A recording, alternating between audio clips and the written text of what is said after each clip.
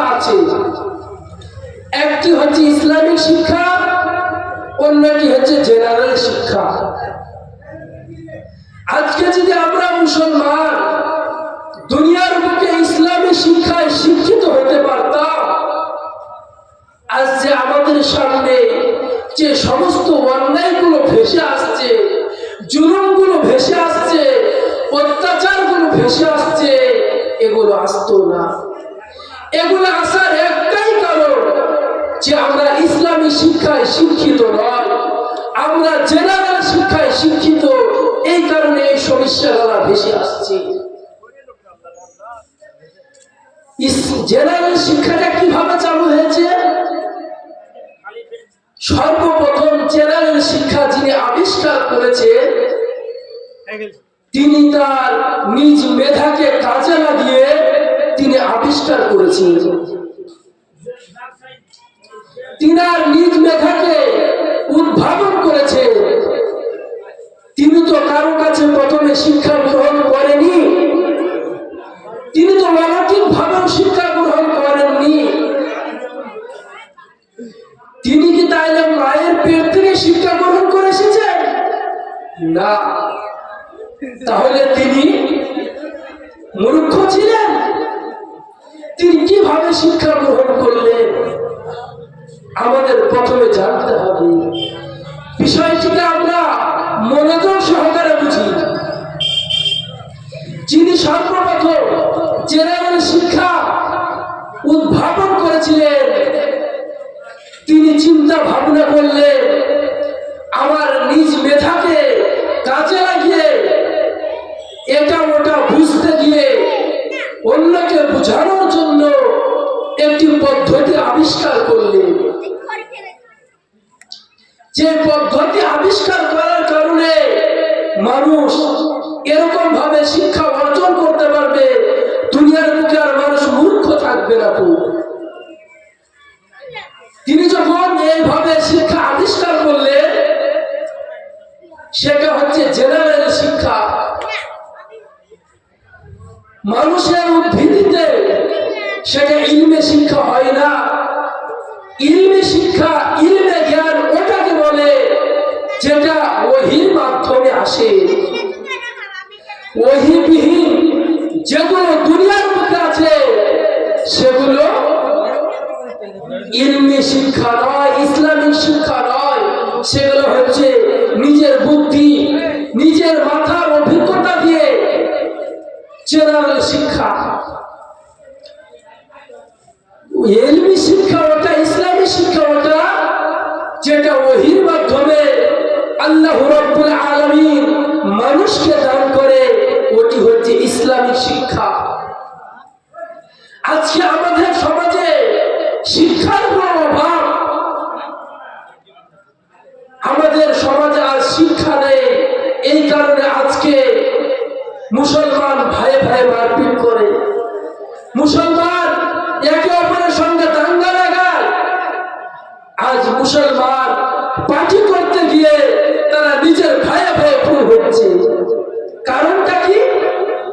ইসলামী শিক্ষা নেই। ইসলাম কি শিক্ষা দেয়? ইসলাম কোন জিনিসটিকে শিক্ষা দেয়?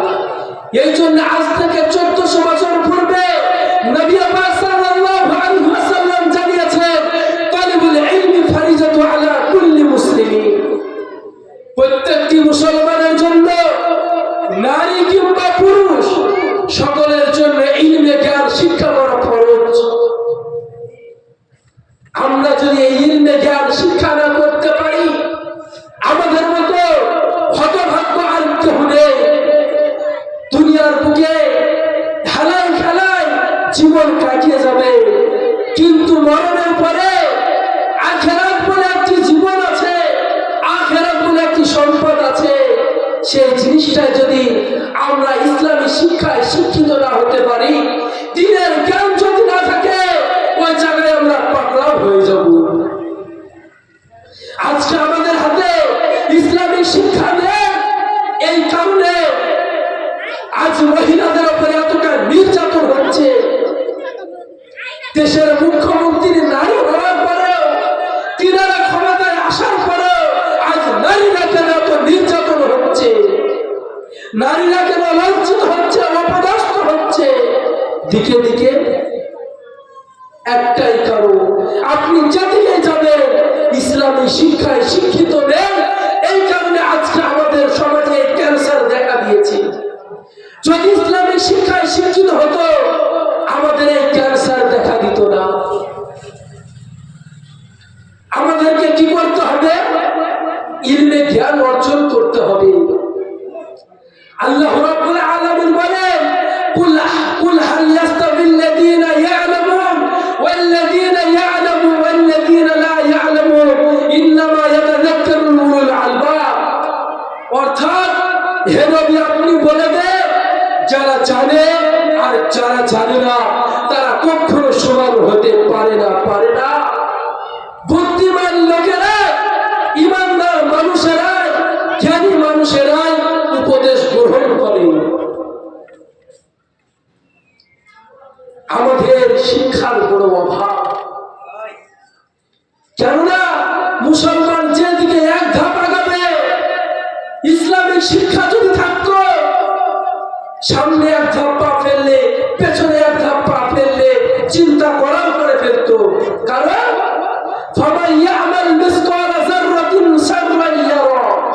কাল কিয়ামতের দিন আপনি যদি অন্যায় করেন, অপরাধ করেন, মানুষের প্রতি জুলুম করেন, কিঞ্চি থেকে কিঞ্চি খারাপ কাজ হলো কিয়ামতের দিন তুলে ধরবে। কিঞ্চি থেকে কিঞ্চি পরিমাণ যদি ভালো কাজ করে যান আপনার সামনে তুলে ধরা হবে। অর্থাৎ আজ মুসলমান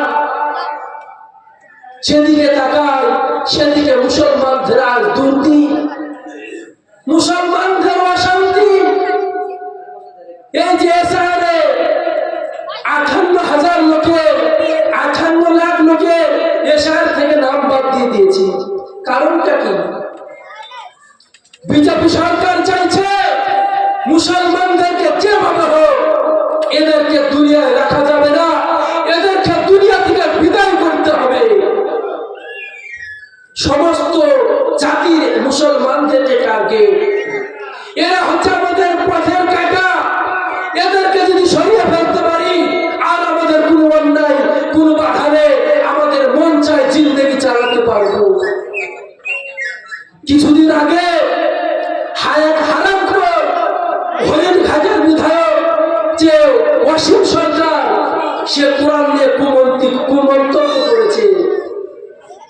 বিশেষভাবে মনে রাখবে, যার জারদ সন্তান ছাড়া, যার সন্তান জারদ, সে ছাড়া কখনো কোরআনের দিকে আঙ্গুল তুলে কথা বলতে পারে না, কোরআনের অপবাদ দিতে পারে না। সে হারামখোর বলেছে কোরআনে নাকি লেখা আছে বেধর্মীদেরকে তোমরা যেখানে পাবে রাস্তায় ঘাটে ধরো আর তাদেরকে মারো। এরকম কথা নাকি লেখা আছে। সে আবার চ্যালেঞ্জ ছুটছে, আমি মোহাম্মদ হুযায়ফা বললাম, তার যে যত সৈন্য আছে সে দেখার কোরআনে এমন কোন জায়গায় লেখা আছে যে মুসলমান বাদকে যাদেরকে বেধর্মীদেরকে যেখানে দেখবেন সেখানে ধরে তাদেরকে মেরার কথা আছে। কিয়ামত পর্যন্ত চ্যালেঞ্জ থাকলো, কেউ পারবে না। কেননা আল্লাহ রাব্বুল আলামিন কোরআনুল কারীম শুরুতেই বলে দিয়েছে, জালিকাল কিতাবু লা রাইবা ফিহি হুদাল লিল মুত্তাকিন। এই এমন একটি কিতাব, এমন একটি গ্রন্থ যার মধ্যে সন্দেহ দূরের কথা, সন্দেহ করাও যাবে না। এমন একটি আমরা কিতাব পেয়েছি। বড় দুঃখের বিষয়, বড় আফসোসের বিষয়, আজ আমরা এত বড় একটি কিতাব পাওয়ার পরেও আমাদের ঈমান থেকে, হেদায়েত থেকে আমরা দূরে। নাম দাবি করি মুসলমান, কিন্তু মুসলমানের খাতায় নাম লেখানো যায় না। মুসলমানি দিলে মুসলমান হওয়া যায় না। মুসলমান হতে হলে সর্বপ্রথম আল্লাহকে এক বলে মানতে হবে, না দেখে অন্তরে বিশ্বাস করতে হবে, ঈমান আনতে হবে আল্লাহর প্রতি এবং আল্লাহ রাসূলের প্রতি। দিনের 5 ওয়াক্ত নামাজের সহিত জুড়ে থাকতে হবে। আমাদের সমাজে এমন মুসল্লি আছে নাম লিখিয়ে দিয়েছে, সরকারি খাতায় যেমন সপ্তাহান্তর হাজিরি দিলে পারে বেতন পেয়ে যায়, সেরকম কিছু মুসলমান ভেবে নিয়েছে যে জুমার দিন মসজিদে যে 2 রাকাত জুমার নামাজ পড়ে খাতায় নামটা তুলে আসবো, হাজিরি দিয়ে আসবো, আমি মুসলমান থাকবো। ওয়াল্লাহি খোদা কি কসম है, আপনি কামেল মুমিন নন। আপনি তখনই মুমিন হবে যখন 5 ওয়াক্ত নামাজ জামাতের সহিত আদায় করবে। কেননা আল্লাহ রাব্বুল আলামিন জানাচ্ছেন যে দুনিয়ায় খারাপ কাজ থেকে, অন্যায় থেকে, অত্যাচার থেকে, জুলুম থেকে একমাত্র বাঁচাতে পারে নামাজ। সমস্ত খারাপ কাজ থেকে বাধা দেবে আপনার নামাজ। আপনার যদি নামাজ সঠিক হয়ে যায়, আপনি কাল কিয়ামতের দিন সর্বপ্রথম কবরে আপনার নামাজের ব্যাপারে হিসাব দেওয়া হবে। হে বান্দা, তুমি নামাজ পড়েছো না কি করেছো বলো? নামাজের যদি হিসাব দিতে পারেন, কবরের হিসাব যদি আপনার সর্বপ্রথম পাশ হয়ে যায়, আপনার সকল হিসাব পাশ হয়ে যাবে। অতএব আমরা আজ বড় দুঃখের বিষয়, মুসলমান দাবি করার পরে দিন থেকে দূরে, নামাজ থেকে দূরে। ওরকম মুসলমান নাম রেখে লাভ নাই। নাম রাখতে হবে মুসলমান, ইমান নিয়ে মরতে হবে। ইমান নিয়ে বাঁচবো, ইমান নিয়ে মরবো। আমাদের একটাই টার্গেট, আল্লাহ রাব্বুল আলামিন দুনিয়াতে পাঠিয়েছে আফহাসিবতুম আন্নামা খালাকনাকুম আবাসা। আল্লাহ রাব্বুল আলামিন বলছে, হে বান্দা, তোমাদেরকে আমি দুনিয়ার বুকে ওয়াহিদুন সৃষ্টি করিনি, বেকার সৃষ্টি করিনি। আমি তোমাদেরকে দুনিয়ায় ইবাদত করার জন্য সৃষ্টি করেছি। আজ কত বড় নিমক হারামখোর মুসলমান, দুনিয়ার সমস্ত কাজ করার আমরা সময় পাই, দিনে 5 ওয়াক্ত নামাজের সময় পাই না। এর চেয়ে হতভাগ্য আর কিচ্ছু হতে পারে না। আপনি নামাজ পড়েন না, কিন্তু আল্লাহ রাব্বুল আলামিন দিনে 5 বার আপনাকে রুজি দেন, 5 বার আপনাকে খানা খাওয়ান। কারণ মুসলমানকেও দেয়, খ্রিস্টানকেও দেয়, হিন্দুদেরকেও দেয়, বৌদ্ধদেরকেও আল্লাহ খানা খাওয়ায়। আপনার আমার মতন যদি বদ অভ্যাস মানুষ হতো, তাহলে পরে খাবারের রুচি বন্ধ করে দিত। কিন্তু আল্লাহ রাব্বুল আলামিন আমাদের খাবারের রুচি বন্ধ করেনি। দিনে 3 বেলা পেট ভরে খাবার খাইয়ে যাচ্ছে। অতএব কিন্তু আমরা নাফরমানি করছি। আমাদেরকে যখন সর্বপ্রথম রুহের জগতে জিজ্ঞাসা করা হয়েছিল, আলাস্তু বিরব্বিকুম, তোমাদের রব কে? তখন আমরা সকলে বলেছিলাম রব্বি আল্লাহ। সেই রব আল্লাহ বলে শুধু বলে থেকে গেলে হবে না, মুখে এবং অন্তরে এবং কাজের দ্বারা প্রমাণ দিতে হবে। কাজের দ্বারা প্রমাণ দিতে পারলে আমাদের সঠিক মুসলমান প্রমাণ হবে। অতএব আমাদেরকে নামাজের দিকে আসতে হবে। সামনে আসছে রমজান মাস।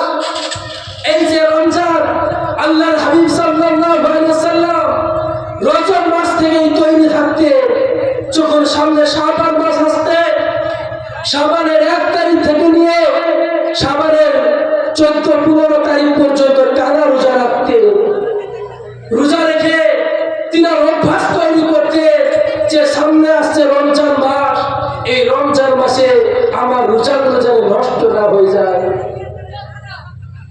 আমাদের সামনে আসছে শাবান মাস, এরপরে রমজান মাস। রমজানের জন্য আমরা প্রস্তুতি নিব। দিনের বেলায় রোজা রাখা এবং রাত্রি বেলায় দাঁড়িয়ে নামাজ পড়া। এই নামাজের ব্যাপারে হাদিস শরীফে আল্লাহ রাসূল সাল্লাল্লাহু আলাইহি ওয়াসাল্লাম বলেছেন, মান কামা রমাযানা ওয়া ঈমানান ওয়া ইহতিসাবান গুফিরা লাহু মা তাকাদ্দামা মিন যামবি। কোন ব্যক্তি যদি দিনের বেলায় ইয়াকিনের সহিত রোজা রাখলো এবং রাত্রি বেলায় ইয়াকিনের সহিত আশা করে নামাজে দাঁড়ালো, আল্লাহ রাব্বুল আলামিন বলে গুফিরা লাহু মা তাকাদ্দামা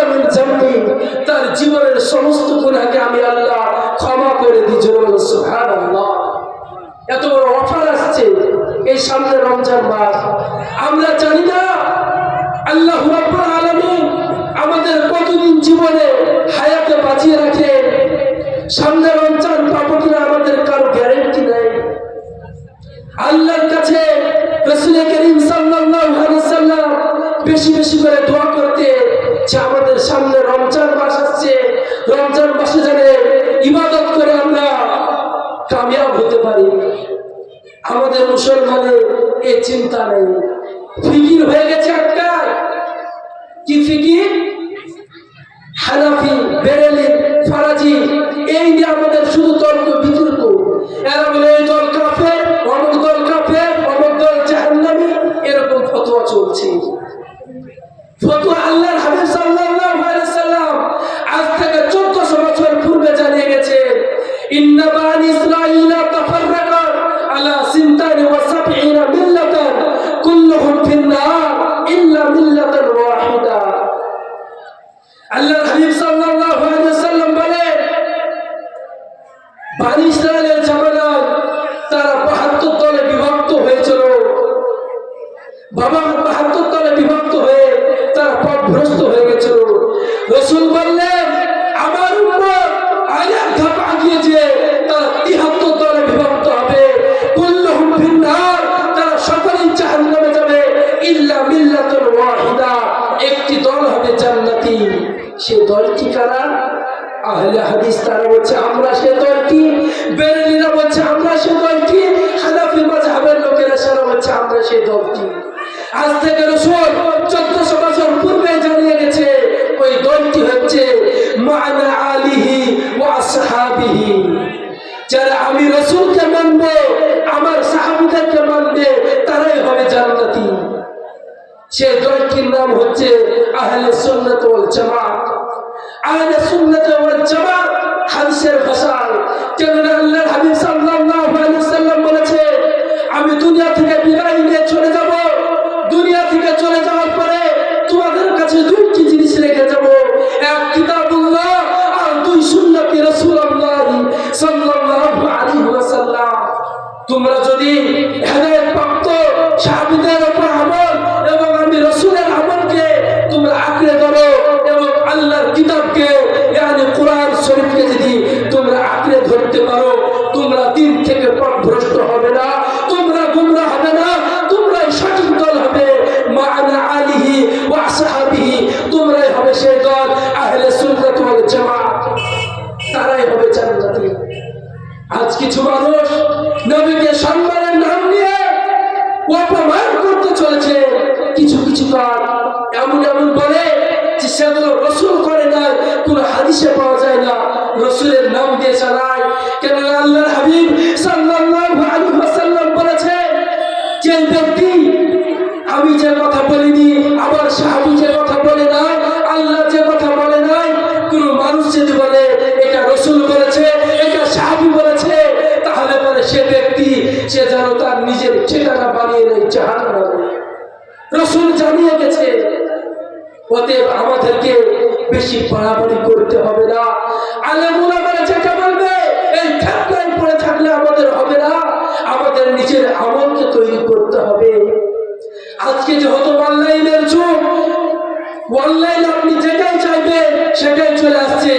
যখন নামাজ কিভাবে পড়বো সহি নামাজ, একটা আসছে বুকের উপর হাত বাঁধবে, একটা আসছে নাভির নিচে হাত বাঁধবে। আমাদের এই যে ফেতনার মধ্যে পড়ে আছি, এই ফেতনায় থাকতে থাকতে আমাদের জীবনটা নষ্ট হয়ে যাবে। মরণের পরে হয়তো জাহান্নাম ঠিকানা হয়ে যেতে পারে। কারণ আমাদেরকে তৈরি হতে হবে। রাসূল কি করেছে, সাহাবা কি করেছে, সাহাবায়ে কেরাম কি আমল করেছে, রাসূল করিম সাল্লাল্লাহু আলাইহি ওয়াসাল্লাম কি আমল করেছে, সে আমল করতে হবে। তাহলে পরে মরণের পরে আমাদের ঠিকানা হবে জান্নাত। আমাদের একটাই টার্গেট থাকবে, মরণের পরে কি হবে, মরণের পরে কি হবে, এটাই আমাদের চিন্তা। অতএব মরণের জন্য আমরা প্রস্তুতি নিই। কখন জানা নাই, যেহেতু আল্লাহ রাব্বুল আলামিন কোরআনুল কারীমের ভিতরে বলেন কুল্লু নাফসিন যায়িকাতুল মউত, যার আছে তাকে মৃত্যু গ্রহণ করতেই হবে। সে ধনী বলেন, ডাক্তার বলেন, মাস্টার বলেন, প্রফেসর বলেন, যাই হোক না কেননা আল্লাহ নবী সাল্লাল্লাহু আলাইহি ওয়াসাল্লাম যেদিন দুনিয়া থেকে বিদায় নিয়ে চলে যাবেন, শরীরে প্রশস্ত জ্বর, অতিরিক্ত জ্বর, রাসূল কারীম সাল্লাল্লাহু আলাইহি ওয়াসাল্লাম মাথাগুলো ঘেমে যাচ্ছে। হযরত আয়েশা রাদিয়াল্লাহু তাআলা আনহা রুমাল দিয়ে মাথাগুলো মুছে দিচ্ছে। এই মুহূর্তে হযরত আজরাইল আলাইহিস সালাম আসার পরে রাসূল কারীম সাল্লাল্লাহু আলাইহি সাল্লামকে বললেন, আমি আল্লাহর আদেশ নিয়ে এসেছি আপনার জানটা কবজ করার জন্য। আপনি যদি অনুমতি দেন আপনার জানটা কবজ করব, নাইলে আমি ফিরে যাব। আল্লাহর রাসূল আল্লাহর হাবিব সাল্লাল্লাহু আলাইহি সাল্লাম বললেন, আমি যদি অনুমতি না দিই তাহলে ফিরে যাব। বলে কতদিন বাঁচতে পারবো? হযরত জিবরিল আলাইহিস সালাম বললেন, হয়তো 5 বছর 10 বছর, এরপরে হলে আপনাকে মৃত্যুবরণ করতেই হবে। আল্লাহর হাবিব সাল্লাল্লাহু আলাইহি ওয়াসাল্লাম বললেন, আপনি আর দেরি করেন না, আমার রবের সাথে আমার মোলাকাত করে দে, রবের সাথে আমার সাক্ষাৎ করে দে। যখন আল্লাহর হাবিব সাল্লাল্লাহু আলাইহি ওয়াসাল্লামের জানটা কবজ করার জন্য বুকের উপর ডান হাতটা রাখা হয়েছে, আল্লাহর হাবিব সাল্লাল্লাহু আলাইহি ওয়াসাল্লাম এতটা পরিমাণে কষ্ট পাচ্ছিলেন, মনে হচ্ছে উহুদ পাহাড় আমার বুকের উপর চাপানো হচ্ছে। হযরত আজরাইলকে বললেন, আপনি হাতটা সরিয়ে দেন, এতটা কষ্ট হচ্ছে, বুকের উপর উহুদ পাহাড় আমার চাপানো হচ্ছে, আমি সহ্য করতে পারছি না। আমার যদি এরকম কষ্ট হয় আমার উম্মতের কতটা কষ্ট হবে। কেমন নবী ছিল, কেমন মায়ার রাসূল ছিল, সারা জীবন উম্মতের ফিকির করেছেন। উম্মতের ফিকির, উম্মতের কি হবে? কাল কিয়ামতের ময়দানে রাসূল কারীম সাল্লাল্লাহু আলাইহি ওয়াসাল্লাম তিনি তার সন্তানের জন্য কাঁদবেন না, তিনি স্ত্রীদের জন্য কান্না করবেন না, তিনি আদরের লাতি হাসান হুসাইনের জন্য কান্না করবে না, আদরের টুকরা হযরত ফাতেমাতুল জোহরা রাদিয়াল্লাহু তাআলা আনহা তিনার জন্য কান্না করবেন না। তিনি কান্না করবে শুধু আমার উম্মতের কি হবে, উম্মতের কি হবে। ইয়া রাব্বি নাফসি, ইয়া রাব্বি উম্মতি, ইয়া রাব্বি উম্মতি। ওই কিয়ামতের দিনে সকল নবীরা বলবে, ইয়া রাব্বি নাফসি, ইয়া রাব্বি নাফসি। শুধুমাত্র আপনার আমার নবী পাক সাল্লাল্লাহু আলাইহি ওয়াসাল্লাম তিনি বলবেন, ইয়া রাব্বি উম্মতি, ইয়া রাব্বি উম্মতি। আমার উম্মতের কি হবে?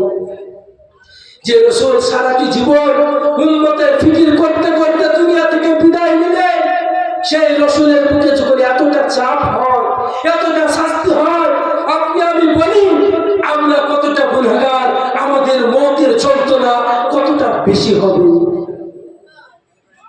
এক একটি নবী 40 জন পুরুষের মতো ক্ষমতা থাকতেন, তিনার যদি এতটা কষ্ট হয় আপনার আমার কতটা কষ্ট হতে পারে একটু ভেবে দেখেছেন?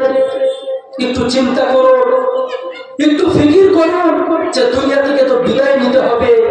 যে আজরাইল আলাইহিস সালাম যখন আসবে, আমার জানটা যখন কবজ করবে, কতটা আমার কষ্ট হবে একটু ফিকির করুন। রাত্রিবেলা শুয়ে বালিশে মাথা লাগিয়ে ফিকির করুন।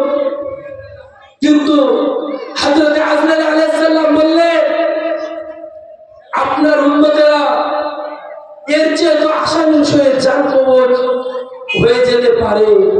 রাসূল বললেন, কি করলে?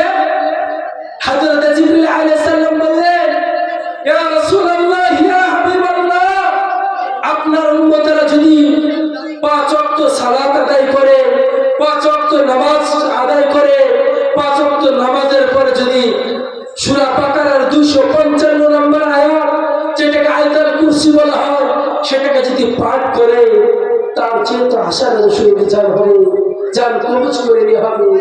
বলা হয়েছে, সন্তান যদি মায়ের কোলে দুধ পান করতে করতে সন্তান ঘুমিয়ে যান, এরকম ভাবে তার জান কবজ করে নেওয়া হবে। এমন উদাহরণ দেওয়া হয়েছে, আগার মধ্যে যদি চুল রেখে দেয়, চুলটা যদি টেনে বের করে, আগা জানতে পারে না গো, আপনার উন্নতে ওই রকম আসানের সহিত জানটা কবজ করা হবে যদি আপনার উম্মতেরা 5 ওয়াক্ত ফরজ নামাজের পরে আয়াতুল কুরসির যদি আমলটা জারি রাখে। হযরত ইদ্রিস আলাইহিস সালাম তিনি হযরত আজরাইল আলাইহিস সালামের সঙ্গে দোস্তি করেছিলেন আর বললেন, যদি আপনি আমার সঙ্গে দোস্তি করছেন ঠিক আছে, কিন্তু আমি একটি জিনিস জানতে চাই। বলে কি? যে মরণের যন্ত্রণা নাকি আছে, এটা আমি জানতে চাই। তো আজরাইল আলাইহিস সালাম আল্লাহকে বললেন, ও আল্লাহ, আপনার এক নবী তিনি মরণের যন্ত্রণা জানতে চাইছে। আল্লাহ রাব্বুল আলামিন বললেন যে ওই নবী জানটা কবজ করে নিয়ে আবার ফিরিয়ে দাও। যখন আল্লাহর আদেশে তার জানটাকে কবজ করে নিলে, তারপরে যখন জানটা কবজ করা হলো, তারপরে যখন আবার ফিরিয়ে দেওয়া হলো, তখন হযরত ইদ্রিস আলাইহিস সালামকে জিজ্ঞাসা করা হলো যে আপনার কেমন কষ্ট হয়েছে, আপনার কতটা যন্ত্রণা হয়েছে। হযরত ইদ্রিস আলাইহিস সালাম বলছে, একটা খাসি ছাগলকে যদি চামড়া ছিঁড়ে নিয়ে জবাই না করে লবণ লাগিয়ে দেয়, এতটা পরিমাণে কষ্ট হয়, তার চেয়ে তো আমার দ্বিগুণ বেশি কষ্ট হচ্ছিল।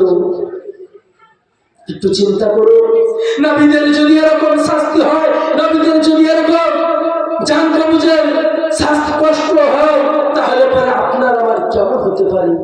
যে নবী দিনের মধ্যে 70 বারের বেশি ইস্তেগফার করতে, যিনারা মাসুম, যার আগের নেই গুনাহ, যার পরের নেই গুনাহ, তিনারা ইস্তেগফার করতে। ইস্তেগফারের একটি ছোট্ট আমল শুনো। এক সাহাবী, একজন ব্যক্তি ইস্তেগফার করে, রুটি তৈরি করে, তো আস্তাগফিরুল্লাহ, রুটি বলেন তো আস্তাগফিরুল্লাহ, যখন চুল হতে দেয় তারপরে বলে আস্তাগফিরুল্লাহ।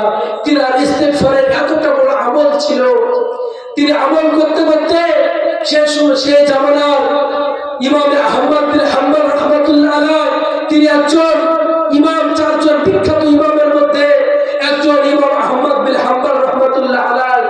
তিনি হাদিস কালেকশন করছিলেন। হাদিস কালেকশন করতে করতে রাত্রিবেলায় মসজিদের মধ্যে এশার নামাজ পড়ে বললে, আমি রাতটা এই মসজিদে কাটাবো, তারপর এখান থেকে বেরিয়ে যাব, যাওয়ার পরে আবার হাদিস কালেকশন করব। যখন তিনি মসজিদে থাকতে চাইলে, মসজিদের খাদিম বললেন, না না, মসজিদে থাকা হবে না, বেরিয়ে যাও। ইমাম আহমদ বিন হাম্বল রাহমাতুল্লাহ আলাইহি তিনি মসজিদ থেকে বেরিয়ে গেলেন। রাস্তায় চলতে চলতে দেখেন একজন ব্যক্তি রুটি তৈরি করছে। তিনার কাছে যাওয়ার পর বলেন, ভাই, এই প্রচন্ড শীত পড়ছে, এই শীতের সময় আপনার চুলা থেকে কি আমি তাপ নিতে পারি? সে ব্যক্তি বললেন, কোনো অসুবিধা নেই, আপনি আগুন থেকে তাপ নেবেন, আমার কোনো অসুবিধা নেই, আপনি নিতে পারেন। সেই ব্যক্তি যখন চুলা থেকে তাপ নিচ্ছিলেন, নিতে নিতে আর বলতেছিলেন যে আমি ইমাম আহমদ বিন হাম্বল রাহমাতুল্লাহ আলাইহি, তিনি লক্ষ্য করছে সেই ব্যক্তি রুটি বলছে, তাও পড়ছে আস্তাগফিরুল্লাহ, চুলাতে রুটি দিচ্ছে, তাও পড়ছে আস্তাগফিরুল্লাহ, রুটিটা উল্টে দিচ্ছে, তাও পড়ছে আস্তাগফিরুল্লাহ। এর পড়তে পড়তে ইমাম আহমদ বিন হাম্বল রাহমাতুল্লাহ আলাইহি তিনি বললেন, ভাই, আপনি এটা কি করছেন? বলে, আমি ইস্তেগফার করছি। এই ইস্তেগফারের কারণে আমি আল্লাহর কাছে যতগুলো দোয়া করেছি, আল্লাহ রাব্বুল আলামিন আমাদের সব দোয়া আমার কবুল করেছে, শুধু একটা দোয়া বাকি। বলে, কি দোয়া?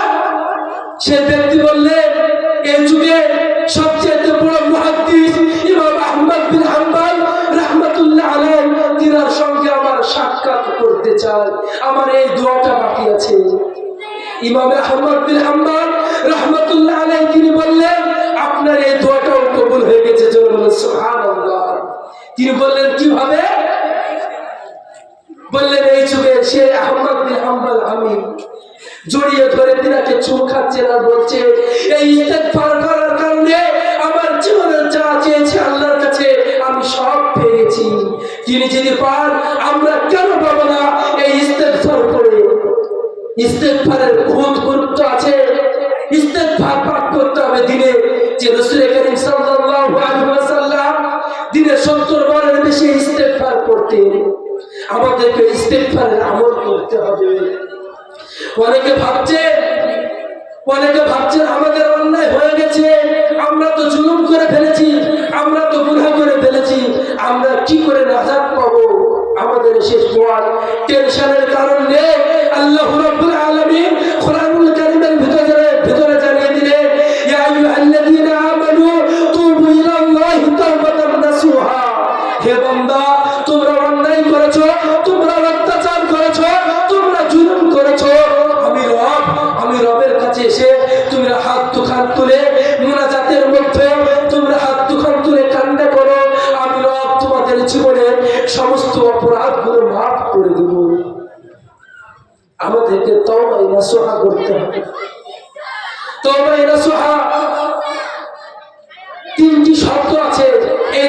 শর্ত মিলে কেউ যদি তওবা করে আল্লাহ রাব্বুল আলামিন তার সমস্ত তওবা কবুল করে নেবে, তার জীবনের সমস্ত গুনাহকে মাফ করে দেবে। সুবহানাল্লাহ। ফাতহুল বারী বুখারী শরীফের বিখ্যাত সারা, যার নাম হচ্ছে ফাতহুল বারী। বুখারী শরীফে হাদিস থেকে বর্ণিত যে আল্লাহর হাবিব সাল্লাল্লাহু আলাইহি ওয়াসাল্লাম বলেছেন, আল্লাহ রাসূল সাল্লাল্লাহু আলাইহি ওয়াসাল্লাম বলেছেন, তিনটি শর্ত মানে যদি তওবা করে তার তওবা কবুল করা হবে। এক নম্বর, যে ব্যক্তি তওবা করবে তার জীবনে যে সমস্ত অপরাধ করেছে, যা গুনাহ করেছে, সেই গুনাহের জন্য লজ্জিত হতে হবে। সেই গুনাহের জন্য লজ্জিত হতে হবে, আমি অন্যায় করে ফেলেছি, আফসোস করতে হবে। দুই নম্বর, মনে মনে ঘৃণা করতে হবে গুনাহকে, আর জীবনে বেঁচে থাকতে ওই গুনাহ করবে না। তিন নম্বর, পাকা দিলে সাচ্চা মনে তওবা করতে হবে। আপনি যদি এই তিনটি শর্ত মেনে তওবা করেন, আল্লাহ রাব্বুল আলামিন বলে, বান্দা তওবা করতে দেরি, আমি মাফ করতে দেরি না। কেননা কোরআনুল কারীম জানিয়ে দিয়েছে, ইয়া আইয়ুহাল্লাযীনা আমানু তুবু ইলাল্লাহি তাওবাতান নাসুহা, তওবায়ে নাসুহা করতে হবে। এই তওবায়ে নাসুহা করতে হবে। তওবা যদি একজন ব্যক্তি 99 জনকে 100 জনকে হত্যা করেছে, শেষ পর্যন্ত 100 জন 99 জনকে হত্যা করে রাস্তা দিয়ে হাঁটতে শুরু করেছে, একজন ইহুদি দরবেশের সঙ্গে তার সাক্ষাৎ হয়ে গেল। যখন ইহুদি দরবেশের সঙ্গে সাক্ষাৎ হয়ে গেল, তিনি বলছেন, আমি যে 99 জনকে হত্যা করেছি, আমার কি ক্ষমার কোনো রাস্তা আছে? আমি কি ক্ষমা পাবো? সেই ইহুদি দরবেশ বললেন, না না, তুমি ক্ষমা পাবে না। তিনি আরো আবেগ হয়ে গেলেন, ক্ষমা পাওয়া যাবে না? 99 জনকে এতক্ষণ হত্যা করেছি, তোমাকে আর বাঁচিয়ে রেখে লাভ নাই। তিনার গর্দান উড়িয়ে দিল, 100 জনকে হত্যা হয়ে গেল।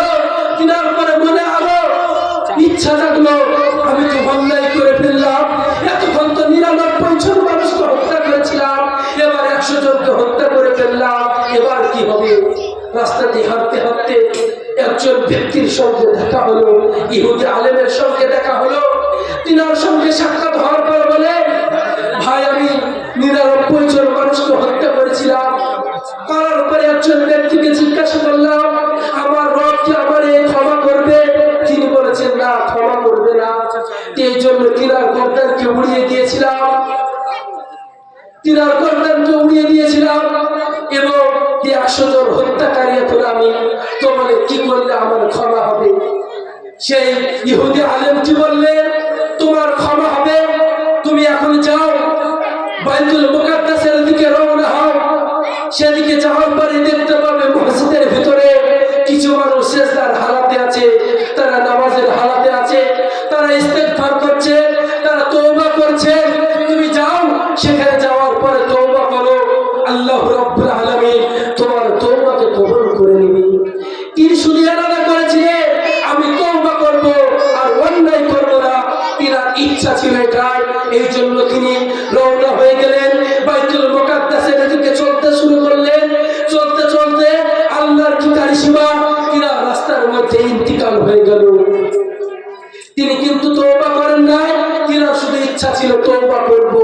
এই বলে চলতে চলতে রাস্তায় যাওয়ার পরে তিনার ইন্তিকাল হয়ে গেল।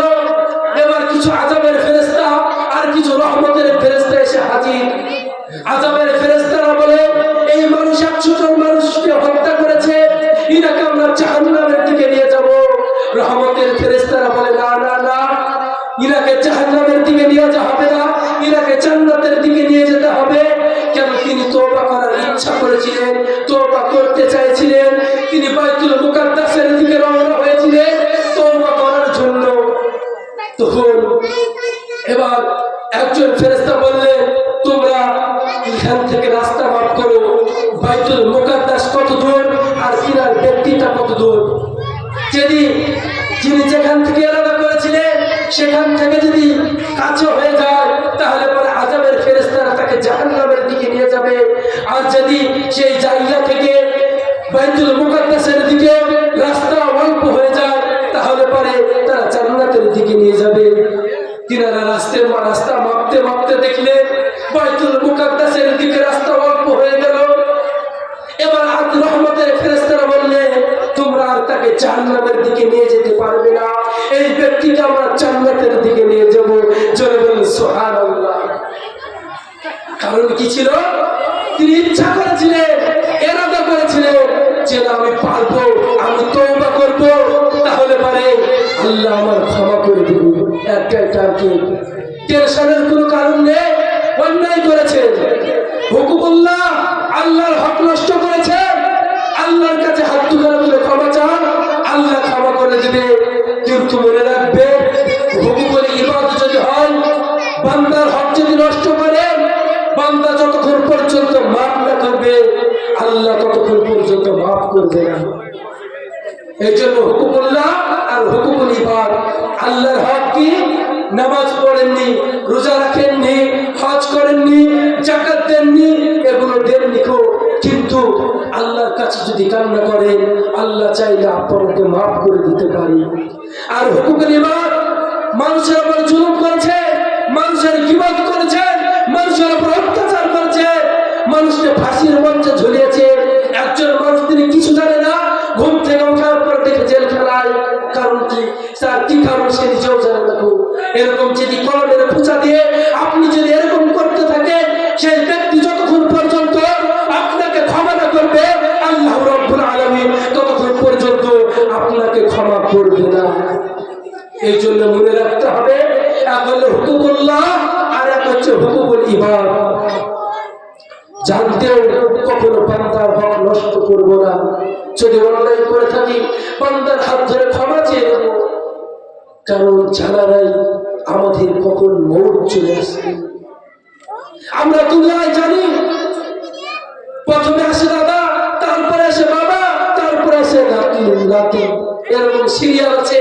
আমরা এই সিরিয়ালটা জানি যে দুনিয়ায় চলতে হলে এইভাবে আগে দাদা আসবে, তারপরে বাবা আসবে, তারপরে নাতি আসবে, এরকম সিরিয়াল চলবে। কিন্তু আমরা জানি না কবরে কি আগে যাবে। দাদার আগে নাতি যায়, বাপের আগে সন্তান কবরে যায়, এরকম হাজারো ঘটনা আছে। কিন্তু আগে নাতি, তারপরে বাপ, তারপরে দাদা, এরকম নাই, এরকম সিরিয়াল নেই। তাহলে আমাদের মৌত কখন হবে আমরা জানি না। এই জন্য আমাদের তৈরি হয়ে থাকতে হবে। যখন কবরে আমাদেরকে রেখে আসবে, সর্বপ্রথম তিনটি প্রশ্ন করা হবে। আমরা জানি সেই দিন মিশকাত শরীফে পড়ছিলাম না, কবরে চারটি প্রশ্ন করা হবে। বলে কি? আমরা তো জানি মান রব্বুকা, মান নবিয়ুকা, মান দীনুকা, এই তিনটি প্রশ্ন করা হবে। কিন্তু কবরে চারটি প্রশ্ন করা হবে। বিশেষভাবে মনে রাখো, 1 নম্বর, মুনকির নাকির ফেরেশতা আসার পরে আপনার কাছে সওয়াল জবাব করবে, বলবে মান রব্বুকা, তোমার রব কে ছিল? যদি আপনি আমি সেই রবের গোলামি করতে পারি, রবের ইবাদত করতে পারি, রবের নিয়ামত খেয়ে যদি আমরা নাফরমানি করে যাই, তাহলে পরে জাবান দিয়ে বের হবে না। রবের নিয়ামত খেয়ে, রবের দিয়ে ফসল খেয়ে, রবের দিয়ে 3 বেলা খাবার খেয়ে, রবের দিয়ে শরীর সুস্থ নিয়ে আমরা দুনিয়ার বুকে চলাফেরা করছি, দুনিয়ার বুকে ঘোরাফেরা করছি, কিন্তু আমরা রবের হুকুম মানছি না। কোরআনুল কারীমের ভিতরে একটি সূরা আছে, সূরাতুন নাহাল, তার নামে নাজিল, মৌমাছির নামে সূরা। আল্লাহ রাব্বুল আলামিন মৌমাছির নামে সূরা দিয়েছে। সেই সূরাতে বলেছে মৌমাছিকে জন্মের পরে 3টি আদেশ করেছে। কয়টি? 3টি আদেশ। সে সৃষ্টির শুরু থেকে নিয়ে কিয়ামত পর্যন্ত এই 3টি আদেশকে তিনি ফলো করে চলেন। কিন্তু মুসলমানকে কোরআনুল কারীমের ভিতরে এক জায়গায় নয়, 2 জায়গায় নয়, 82 জায়গাতে জানানো হলো আকিমুস সালাত ওয়া আতুজ যাকাত। হে বান্দা, তোমরা নামাজ কায়েম করো, যাকাত প্রদান করো। কিন্তু আল্লাহ রাব্বুল আলামিন মৌমাছিকে একবার বললেন, তোমরা দুনিয়ার বুকে বাসা বাঁধবে 3 জায়গায়। 1 হচ্ছে গাছের ডালে, 2 হচ্ছে পাহাড়ে, 3 হচ্ছে উঁচু জায়গায় ছাদের নিচে। এই 3টি জায়গা ছাড়া তোমরা বাসা বাঁধবে না। বলেন দেখি, আজ পৃথিবীর শুরু থেকে নিয়ে শেষ পর্যন্ত এই মৌমাছিকে এই তিনটি জায়গা ছাড়া কোথায় বাসা বাঁধতে দেখেছে? তেনারা কোনো জায়গায় বাসা বাঁধে না, এই তিনটি জায়গায় বাসা বাঁধে। কিন্তু মুসলমান এত বড় নিমক হারামখোর, আল্লাহ রাব্বুল আলামিন এতবার আদেশ করলেন, তারপর আমরা আল্লাহর আদেশকে নাফরমানি করে চলি। তো বলছিলাম, কবরে চারটি প্রশ্ন করা হবে। এক নম্বর, মান রব্বুকা, তোমার রব কে ছিল? যদি রবের গোলামি করি, রবের ইবাদত করতে পারি, জবাব বের হবে রব্বি আল্লাহ। দুই নম্বর, মান নবিয়ুকা, তোমার নবী কে ছিল, তোমার নেতা কে ছিল, তোমার সরকার কে ছিল, তুমি দুনিয়ার বুকে কাকে ফলো করে চলেছে? আজকে আমরা দুনিয়ার ফ্যাশন নিয়ে পড়ে আছি। শাহরুখ খান, সাকিব খান, এদের আমরা টাইটেল নিতে চাই, রসুলের আদর্শ গ্রহণ করতে চাই না। রসুল কি লেবাস পরেছেন? রসুলের লম্বা ছিল দাড়ি, মাথায় ছিল টুপি, পরনে ছিল জুব্বা পাঞ্জাবি। আমরা রসুলের লেবাস পরতে চাই না। অনেকে বলে এগুলো ফকিরের লেবাস, এগুলো হচ্ছে রসুলের লেবাস। রসুলের সুন্নত যদি মেনে চলি, খাবারের মধ্যে 14টি রসুলের সুন্নত রয়েছে, এক গ্লাস পানি পান করতে গেলে 5টি সুন্নত রয়েছে। আমরা এই সুন্নত গুলো যদি মেনে চলি, আপনি আমি জবান দিয়ে বের হয়ে যাবে মুহাম্মদ রাসূলুল্লাহ সাল্লাল্লাহু আলাইহি ওয়াসাল্লাম। 3 নম্বর প্রশ্ন, মান দীনুকা, তোমার দিন কি ছিল, তোমার ধর্ম কি ছিল, তুমি কোন ধর্মের উপর টিকেছিলে? সারা পৃথিবীর বুকে একটি হলো ধর্ম, যে ধর্মটি আল্লাহর কাছে পছন্দ। ইন্নাদ দীনা ইনদাল্লাহিল ইসলাম, আল্লাহর কাছে একটি ধর্ম প্রিয়, একটি ধর্ম, সেটি হচ্ছে দ্বীন ইসলাম। ইসলাম ধর্মের উপর ছিল, ইসলামের শরীয়তের উপর ছিল, না কোন ধর্মের উপর ছিল? যদি শরীয়তের, রসুলের কথা, কোরআনের কথা, রসুলের সুন্নতের পাবন্দি করি, আল্লাহর আদেশকে মেনে চলি, জবান দিয়ে বের হয়ে যাবে দ্বীন আল ইসলাম, আমার দিন ছিল ইসলাম। 4 নম্বর প্রশ্ন, 4 নম্বর প্রশ্ন জিজ্ঞাসা করা হবে, তুমি যেগুলো বললে এগুলো কোথায় পেয়েছো? নকল করে নিয়ে এসে যাও। দুনিয়ার বুকে পরীক্ষা দিতে গেলে নকল নিয়ে যায়, টুকলি নিয়ে যায়, সেরকম কি টুকলি নিয়ে এসেছো তুমি? সেই ব্যক্তি বলবে, না না, আমি নকল করি না, আমি কোরআন থেকে এবং হাদিস থেকে প্রশ্নগুলো পেয়েছি। জোরে বলে সুবহানাল্লাহ। 4 নম্বর প্রশ্ন, যদি আমরা এই প্রশ্নগুলো হয়ে যায়, সেই বান্দার জন্য জান্নাতের বিছানা বিছিয়ে দেওয়া হবে, জান্নাতের দরওয়াজা খুলে দেওয়া হবে। তিনি সেখান থেকে তাকাবে, যতদূর চোখের দৃষ্টি যাবে ততদূর জান্নাতের ফল ফুলতে ভরা, জান্নাতের নিয়ামত তিনি ভোগ করতে থাকবে। তিনাকে এমন একটা ঘুম দেওয়া হবে, কিয়ামত পর্যন্ত তিনি আর ঘুমে কাটিয়ে দিবে। কিয়ামতের দিন যখন তোলা হবে, তখন বলবে, আমাদের ঘুম কে ভাঙালো? আমরা তো কেমন ঘুমালাম, আমাদের ঘুম কে ভাঙালো? যদি আমল করতে পারি, যদি আমরা আমল না করতে পারি, এই প্রশ্নের যদি উত্তর না দিতে পারি, দুনিয়ার বুকে যদি বাতিল হয়ে থাকি, বেঈমান হয়ে থাকি, বেঈমান হয়ে যদি মারা যায়, আপনার আমার জবান দিয়ে এই উত্তরগুলো বের হবে না। তখন আযাবের ফেরেশতা এমন কবরের বুকে পাঠানো হবে, যে কবরে এমন ফেরেশতা পাঠানো হবে যে কানে শুনতে পাই না, চোখে দেখতে পাই না, এমন অন্ধ ফেরেশতাকে পাঠানো হবে, এমন ভাবে পিটাতে শুরু করবে, মারতে মারতে হাড় গুঁড়ো করে দেবে। কবরে এমন চাপ দিয়ে হবে, 2 পাশের মাটি এমন ভাবে চাপ দিবে, এই পাঁজরে হাড়কে জড়ো করে দিবে। তৈরি হয়ে যায়। দুনিয়ায় কেউ কাউরিন না, দুনিয়ায় কেউ কাউরিন না, কেউ কাউরির জন্য থাকবে না। কেননা কোরআন যা আছে, ইয়াউমা ইয়াফিরুল মারউ মিন আখিহি ওয়া উম্মিহি ওয়া আবিহি ওয়া সাহিবাতিহি ওয়া বানিহি। সর্বপ্রথম কাল কিয়ামতের দিনে আপনার ভাই আপনাকে দেখে দৌড়াবে। আপনার আপন ভাই দুনিয়ার বুকে যদি কোনো ঝামেলা ঝাড়তে হয়, তাহলে পরে আপনাকে কি করে সাপোর্ট করে ভাই পাশে গিয়ে দাঁড়ায়। আর যদি সব আপন ভাই দাঁড়ায়, আর তার কিয়ামতের দিনে আপন ভাই দৌড় দিবে। বলছি এমন দৌড়াবে, ইয়াউমা ইয়াফিরু ফাররা ইয়াফিরু ভাগনা, এমন তাকে দৌড়াবে বাঘ দেখলে যেমন মানুষ দৌড়ায় তার চেয়ে বেশি দৌড়াবে নিজের আপন ভাই। তারপরে উম্মিহি আপনার মা, ও আবিহি আপনার বাপ, আপনার বাপ, আপনার বোন, আপনার স্ত্রী, এইভাবে সাতজন লোক আপন জনকে দেখে দৌড়াবে। একটি নেকির জন্য চাইলে নেকি পাবেন না। এই জন্যে দুনিয়ায় থাকতে আমল করুন, আমল তৈরি করুন, সৎ আমল করুন, সৎ আমল তৈরি করুন। নেক আমল যদি তৈরি করে যেতে পারি কবরটা হয়ে যাবে জান্নাত। কেন? তাহলে পারে কবর ডাক দিয়ে বলে আমি অন্ধকার ঘর, আমি কিড়া মাকুড়ের ঘর, আমি পোকা মাকুড়ের ঘর। এই কবরে যখন আসবে তোমার বাতি নিয়ে এসো, আলো নিয়ে এসো। বাতি কি? নামাজ যদি পড়েন, নামাজ আপনার কবরে নূর হয়ে যাবে, আপনার দলিল হয়ে যাবে। ওই নামাজ আপনার জন্য নূর এমন হবে কবরটা আলো হয়ে যাবে। আর যদি নামাজ না পড়ে, ইবাদত যদি না করে, অন্ধকার হয়ে যাবে। অমাবস্যার রাত্রি যেমন অন্ধকার হয় সেরকম কবরটা অন্ধকার হয়ে যাবে।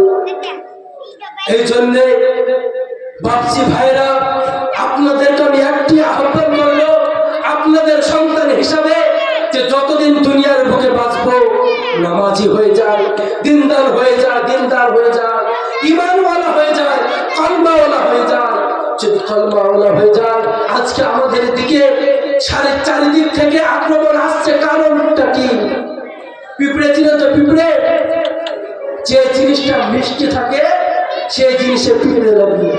করিলা তিতো জিনিস, তাতে পিঁপড়ে লাগে না। অতএব মুসলমানদের ভিতরে কিছু আছে, এই জন্য সারা বিশ্বের মানুষ, সারা বিশ্ব লেগেছে মুসলমানকে টার্গেট, মুসলমানকে দুনিয়া থেকে বিদায় করতে হবে। মুসলমানদের ঈমান নিয়ে ছিনিমিনি খেলছে। কারণটা কি? আমাদের বড় কমজোর হয়ে গেছে ঈমান, ঈমান দুর্বল হয়ে গেছে। এই কারণে আজকে আমাদের উপরে এত আযাব এসছে, দিনের দিন আযাব আসতে আছে। মুসলমানদেরকে কি থাকে মারা হচ্ছে। কারণটা কি? আল্লাহর মাদদ আসছে না। কারণটা কি?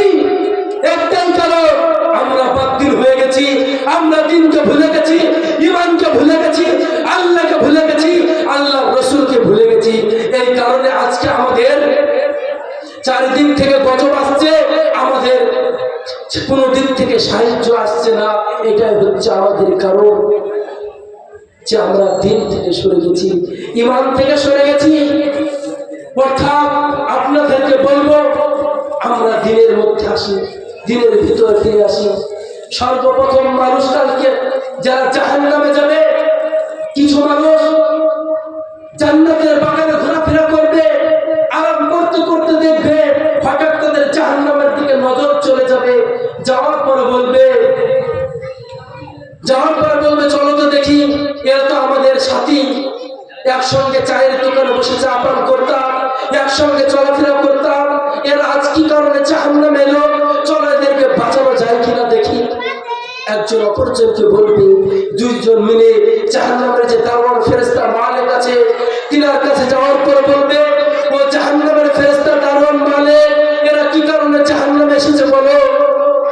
তিনারা বলবে, আমি জানি না, তোমরা এদেরকে জিজ্ঞাসা করো, এরা আজ কি কারণে জাহান্নামে এসেছে। ওই জাহান্নামী ব্যক্তিদেরকে জিজ্ঞাসা করা হবে, তোমরা কি কারণে জাহান্নামে এসেছো। সকল জাহান্নামের এক বাক্যে উত্তর দেবে, ক্বালু লাম নাকু মিনাল মুসাল্লিন, আমরা দুনিয়ার বুকে মুসাল্লি ছিলাম না, নামাজি ছিলাম না, এই কারণে আজকে জাহান্নামে এসেছি। দুই নম্বর যে কারণটা সেটা বলবে, আমরা ওয়ালাম নাকু নুতঈমুল মিসকিন, ফকির মিসকিনদের খাবার দিতাম না, তাদেরকে উৎসাহ দিতাম না, এই কারণে আজকে আমরা জাহান্নামে এসেছি। তার জন্য জাহান্নামে যাওয়ার কয়েকটি কারণ আছে। আরেকটি কারণ, তারা বলবে আমরা গীবত করতাম, একে অপরের কথা অন্য জায়গায় লাগাতাম, সামনে শুনতাম, অপরে উল্টা পাল্টা লাগাতাম, মুনাফিকগিরি করতাম, এই কারণে আজকে আমরা জাহান্নামে এসেছি।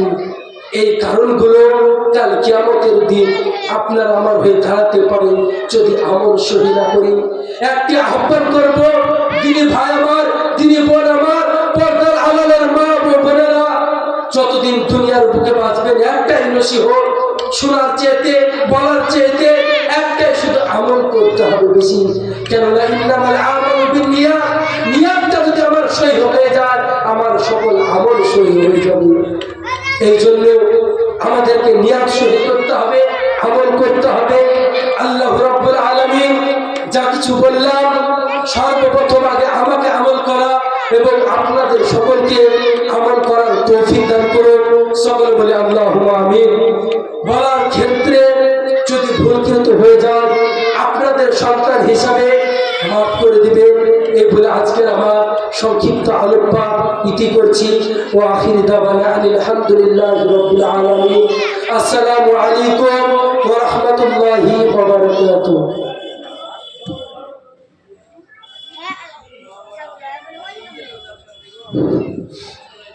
আপনারা শুনলেন মাওলানা হুজাইফা সাহেবের, তাকে অশেষ ধন্যবাদ। তিনি কোরআন হাদিসের আলোকে বক্তৃতা রেখেছেন, সুন্দরভাবে আমাদের সামনে বক্তব্য উল্লেখ করেছেন। তা আমরা তার বক্তব্য শুনে আমরা লাভবান হব এই আশা রাখছি। এবারে আমাদের সামনে আসছেন বক্তব্য রাখার জন্য কারি মাওলানা ইয়াসিন আলী সাহেব, শিক্ষক, মাদ্রাসা ইসবাহুল উলুম শেখপাড়া।